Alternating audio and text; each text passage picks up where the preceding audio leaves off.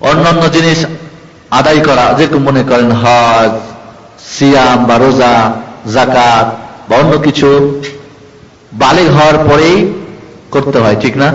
কিন্তু সালাতের এর আদা করা শুরু করতে হয় 7 বছরে, ঠিক না? আল্লাহ রাসূল বলছেন, মুরু আওলাদাকুম বিস-সালাতি ওয়া হুম আবনাউ বি-7 সিনিন।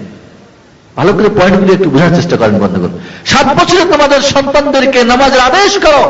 আদেশ, যেভাবে আপনি লেখাপড়ার জন্য জীবন ফাটাই দিচ্ছেন, ফার্স্ট হওয়ার জন্য, ভালো রেজাল্ট করার জন্য, এর সঙ্গে আপনার তার চরিত্র গঠন না করলে বাবাকে বাবা বলে ডাক মানবে না, আপনার ঘাড়ে একদিন লাঠি উঠাবে।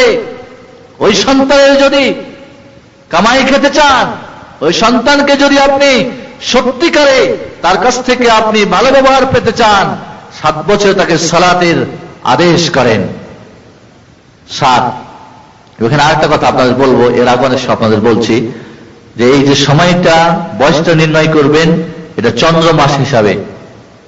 এজন্য বাচ্চা যেদিন জন্মগ্রহণ করবে, ইংরেজি তো আপনারা লেখেন বছর কখন জন্মগ্রহণ করলো, হিজরি সনটা অবশ্যই লিখবেন কত তারিখে কত। কারণ 7 বছরে যদি আপনি সালাতের আদেশ করতে হবে, ঠিক কি না?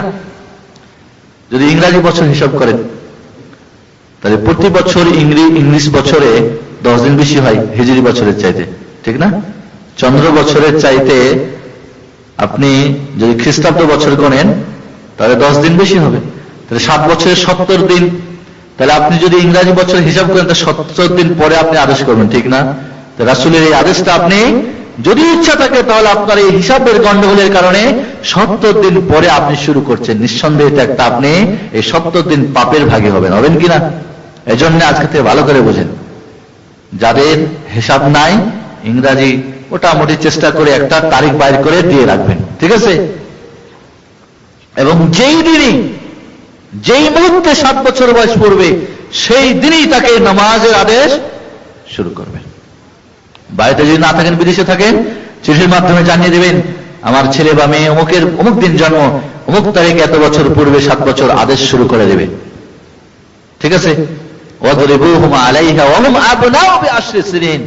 আর 10 বছর বয়সে, তাহলে 7 হয়ে গেলে 8, 9, 10, 3 বছর আদেশ সঙ্গে নিলেন, পড়ালেন, সঙ্গে নিয়ে আদেশ করলেন।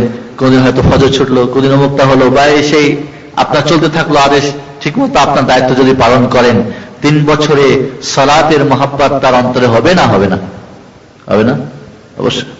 স্কুল সকাল 7টায় গেল কিনা আপনি ঠিক মতোই খবর নিতে পারেন, কিন্তু ফজরের সালাত কায়েম করছে কিনা খবর নেন না, জোহরের সালাত কায়েম করছে কিনা খবর নিচ্ছেন না। আপনি নিজেই শুধু জান্নাতে গেলে হবে না, নিজেই জাহান্নাম থেকে বাঁচলে হবে না। আল্লাহ বলছেন, কু আনফুসিকুম ওয়া আহলিকুম নারা, তোমরা নিজেরা জাহান্নামের আগুন থেকে বাঁচো এবং তোমার পরিবার পরিজনকেও জাহান্নামের আগুন থেকে বাঁচাও।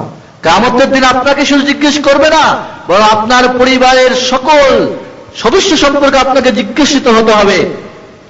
আলা কুল্লুকুম রাইন ওয়া কুল্লুকুম মাসউলুন আন রাইয়াতি, তোমরা সকলেই রাখাল এবং তোমাদের রাখালিয়াত সম্পর্কে তোমরা সকলেই দায়িত্বশীল, এবং সকলের দায়িত্ব সম্পর্কে কিয়ামতের দিন আল্লাহ জিজ্ঞাসা করবে, তোমাদেরকে জিজ্ঞেস করবে। 7 বছরে সালাতের আদেশ করেছিলে, স্ত্রীকে নামাজের কথা বলেছিলে, মেয়েকে বলেছিলে, ছেলেকে বলেছিলে, একে একে তাদের নিজেরটা তো দিতেই হবে।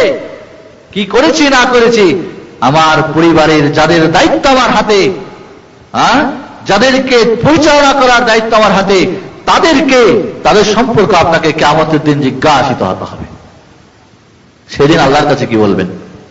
এই জন্য আল্লাহ রাসূল বলছেন, 7 যখন পুড়ে যাবে তারপরে আদেশ শুরু করবেন। 7 যেদিন পড়বে না, যখন পুড়ে যাবে, তাহলে 8, 9, 10, 3 বছর শুধু আদেশ। এরপরেও যদি না শুনে, ওয়াদরিবুহুম আলাইহা ওয়া হুম আবনাউ বি-10 সিনিন, 10 বছর বয়সে যদি সালাত কায়েম করতে না চায়, ওই কলিজার টুকরা সন্তানের চেহারা দেখে আর মাফ করা যাবে না। যদি আজকে মাফ করেন, বড় হওয়ার পরে সে কিন্তু আপনাকে আর মাফ করবে না। এই ভুলের প্রায়শ্চিত্ত আপনাকে একদিন ভোগ করতে হবে। আজকে ছেলে মেয়েরা বাবা মার কথা ভুলে যায়, কারণ আপনি সেই সন্তানকে আল্লাহর সঙ্গে পরিচয় করিয়ে দেন নাই। যদি আপনি পরিচয় করিয়ে দিতেন আল্লাহর সঙ্গে, মা যদি বাবার সঙ্গে ছেলের পরিচয় করিয়ে না দেয়, তাহলে তো বাবাকে বাবা বলে ডাকবে না, আরেকজনকে ডাকতে পারে, ঠিক কিনা? বাবার যে স্থানটা সে তার অন্তরে সেটা আসবে না। এই জন্য আল্লাহ রাব্বুল আলামিনের সঙ্গে 7 বছর থেকেই আল্লাহর সঙ্গে পরিচয় করাই দিতে হবে আপনার সেই কলিজার টুকরা সন্তানকে। যখন আপনি আল্লাহর সঙ্গে পরিচয় করে দিতে পারবেন, আল্লাহ রাব্বুল আলামিন তাকেও আপনার পরিচয় দিয়ে দিবেন। সে এমনিই বুঝবে যে আমার পিতা যিনি, তিনি কে এবং তার কি হক রয়েছে, কি করা দরকার আমার জন্য, ঠিক কিনা? যেইভাবে আব্দুল্লাহ বিন ওমর তার পিতা ওমরের স্থান তার অন্তরে ছিল। যখন ওই রাস্তা দিয়ে যাচ্ছিলেন মক্কা থেকে মদিনার দিকে, তার বাবার যখন একজন বন্ধুকে দেখলেন, নিজের পা থেকে জুতো খুলে দিয়ে জুতো পরিয়ে দিলেন, মাথার মুকুট এবং পাগড়ি মাথার মধ্যে পরাই দিলেন, আর উটের উপরে চড়াই দিয়ে বললেন, আপনি এবার উঠে চলেন আর আমি হেঁটে হেঁটে যাব। তার সাথীরা বললেন, এটা কেমন কথা? এবং সেই লোকটি যখন আশ্চর্য হলেন, তখন বললেন, আপনি কি আমার বাবা উমারের বন্ধু নন? বলে, হ্যাঁ। বলে, আজকে উমার যদি বেঁচে থাকতো তাহলে কি আমি জুতা পরে হাঁটতাম, আমার বাবা উমার খালি পায়ে হাঁটতো? না। উত্তর কি? না। আজকে আমার বাবা উমার বেঁচে থাকলে আমি আব্দুল্লাহ কি এই উটের উপরে চলতাম, আমার বাবা পায়ে হাঁটতো?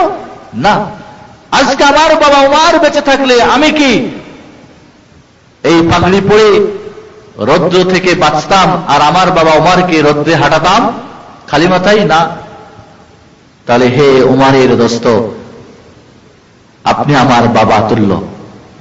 রাসূলের কাছ থেকে শুনেছি, যদি কারো বাবা মা মারা যায়, বাবা মার যদি কোনো বন্ধু থাকে, তাদের সঙ্গে যদি ভালো ব্যবহার করে সে, তাহলে যেন তার বাবা মার সঙ্গেই ভালো ব্যবহার করলো এবং সেই সওয়াব সে পেতে থাকবে।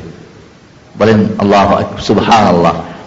আজকে আমরা আমাদের সন্তানদেরকে আল্লাহর সঙ্গে যখন পরিচয় করিয়ে দিই না 7 বছরের সালাতের মাধ্যমে, তখন সন্তানরা আমাদেরকেও চিনে না। এই জন্য বন্ধুগণ, 7 বছরে যখন এটার অর্ডার এবং 10 বছরে মার দিতে হবে, মেয়ে নামাজ পড়াতে হবে, তখন তাহলে নিঃসন্দেহের গুরুত্ব এবং তাৎপর্য আমরা বুঝতে পারি, ঠিক কিনা?